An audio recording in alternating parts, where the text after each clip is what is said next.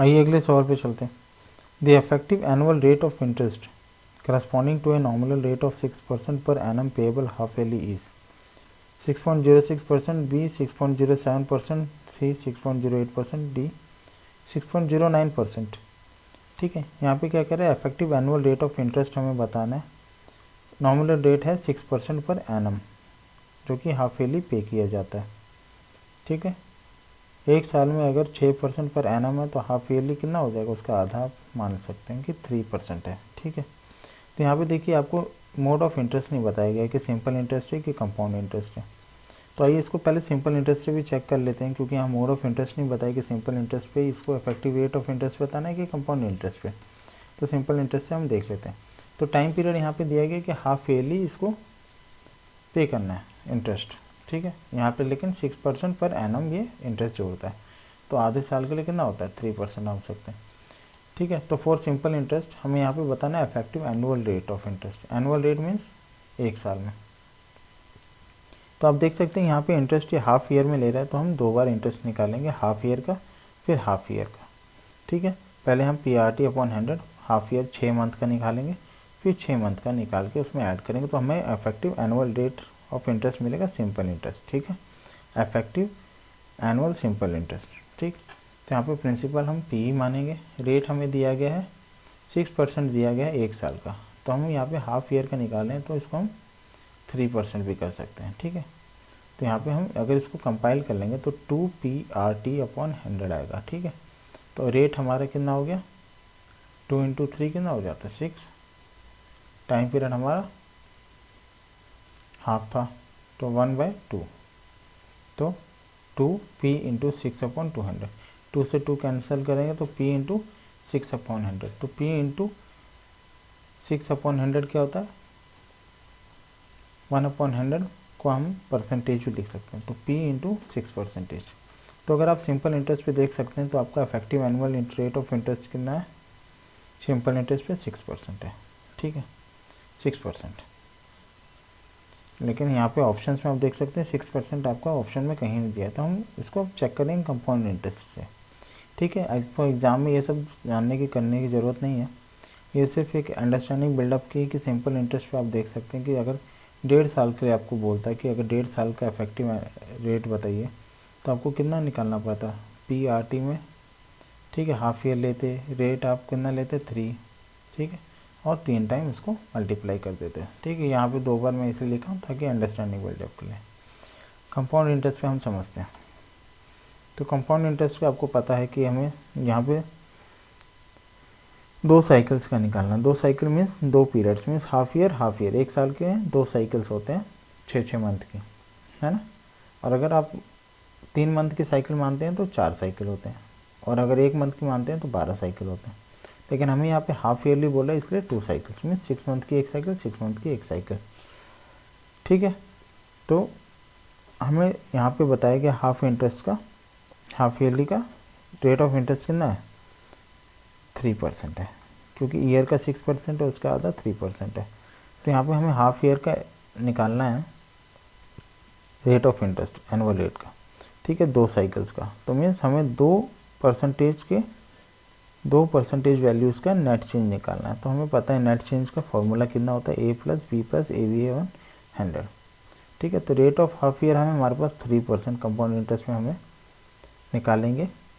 Net rate change क्या है, हमें फॉर्मूला पता है इसका, A + B + AB अपॉन 100। सीधे से वैल्यू आप डाल दीजिए। A की वैल्यू हमें पता है कि हाफ ईयर की 3% है, B भी हमारा 3% है, प्लस 3 इंटू 3 अपॉन 100, 6 इंटू 3 3 जा 9 अपॉन 100 होगा, तो 6 + 0.09, 6.09। बहुत सिंपल से आंसर हमारा आ गया ऑप्शन डी।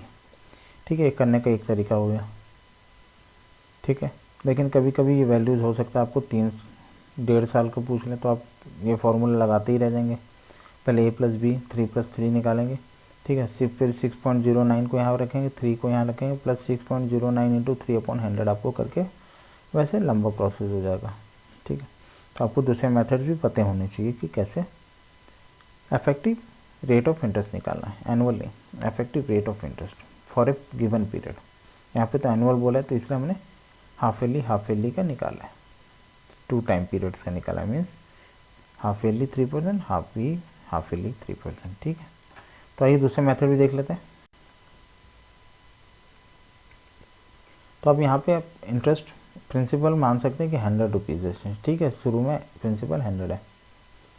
तो हाफ ईयर का कितना 3% मानते हैं, हाफ ईयर का 3%, क्योंकि 6% एक साल का है, तो एक साल का अगर 6% है तो हाफ ईयर का 3% है, ठीक है।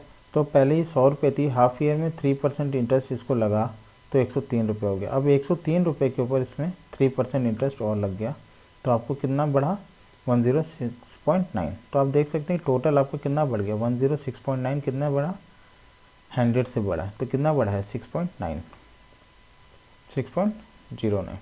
ठीक है।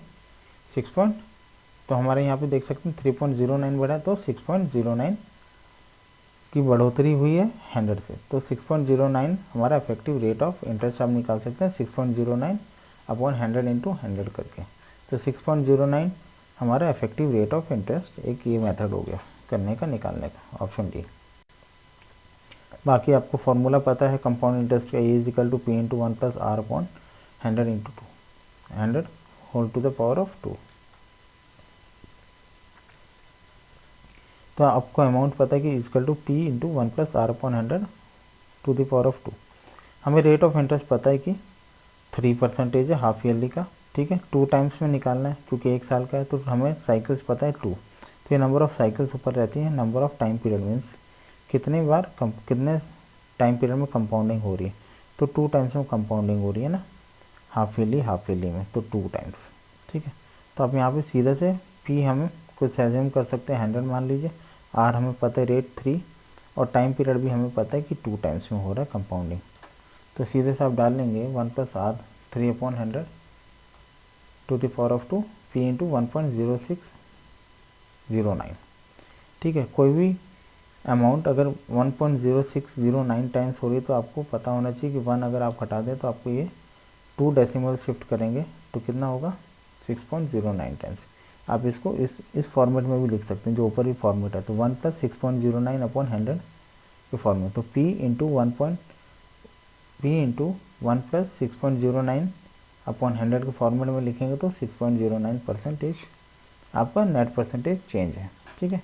एक ये मेथड और है, ठीक है। ये फटाफट मैं बता रहा हूँ, हो सकता है आपको ये समझ में ना आए क्योंकि थोड़ा सा फास्ट ही जा रहा हूँ, क्योंकि जो आपको 100 मान के 3 टाइम्स इंक्रीज़ करने वाला मेथड ही बहुत सफिशिएंट होता है। ये सब मेथड आपके लिए थोड़े से लेंथी हो जाते हैं, लेकिन एक जनरल नॉलेज के लिए आपको बता रहा हूँ कि ठीक है, इफेक्टिव रेट ऑफ इंटरेस्ट ऐसे भी निकाल सकते हैं, ऑप्शन। सिमिलरली वैसे ही हमने उसी मेथड से 100 माना है पी को, इंटू यहाँ पर हमने वैल्यू डाल दी तो 1.609 टाइम्स हो गया। तो आप देख सकते हैं कि अमाउंट पहले 100 हमने माना था, 1 और इतना बढ़ गया 106.09% बढ़ गया। कितना बढ़ा 6.09, आपको पता है कि from initial principal 6.09%, sorry percentage नहीं, 6.09 वैल्यू बढ़ गई है 100 से, तो आपको परसेंटेज निकालना है। तो 6.09 कितने से बढ़ा 100 से, इंटू 100 अपॉन 100 कंसेप्ट 6.09% आपका ऐसे भी एक ऑप्शन है, ठीक है। हालांकि सिमिलर प्रीवियस मेथड से मैचिंग है, ठीक है, कुछ इसमें अंतर नहीं है। इसमें आपने एज्यूम कर लिया पी को 100, ठीक है, उसमें हमने एज्यूम नहीं किया था, पी को पी रखा था, पी इतने टाइम्स बढ़ गया तो हमने उसको मान लिया कि 6.09% बढ़ गया, ठीक है। तो उसके लिए अगर आपको इतनी एज्यूम करना और आपको इतना अंडरस्टैंडिंग बिल्डअप करनी है तो परसेंटेज वाली वीडियोस ज़रूर देखें परसेंटेज की, उसमें आपको अंडरस्टैंडिंग मिलेगी कि कैसे अगर p इंटू 1.0609 टाइम्स हो रहा है तो कितना टाइम्स हो रेट ऑफ इंटरेस्ट बढ़ा, तो 6.09% बढ़ रहा है, तो ऑप्शन डी, ठीक है।